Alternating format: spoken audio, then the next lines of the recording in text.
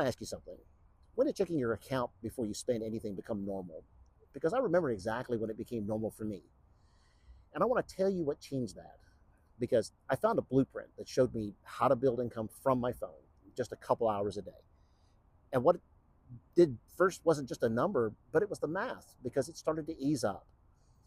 But let me tell you where I was before all that.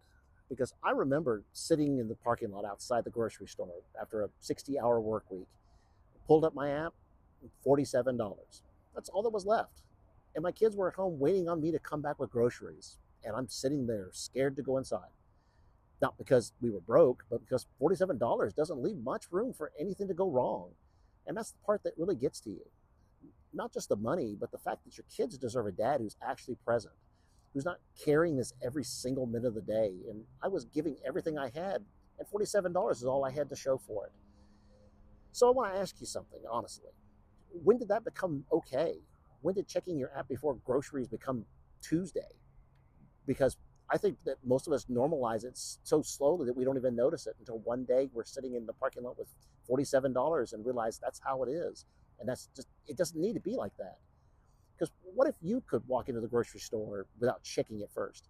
What if $47 wasn't the number that you were bracing for? What if you could come home to your kids and actually be there? Not physically there, but be there physically, actually there, present. What if that was just a normal Tuesday?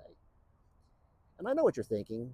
I, you don't need to have tech skills, and I didn't have a following, and you don't need to know anything about making money online. None of that really was required. This blueprint shows me step by step how to build something from my phone in just a couple hours a day around real life, not instead of it. And over time, I stopped sitting in that parking lot. The $47 stopped being the number I was scared to see. And started coming home to my kids and actually being home, not just there, actually home. So I don't know what your situation's like, but if that parking lot moment sounds familiar, if $47 is a number that means something to you too, drop info in the comments and I'll show you what I found.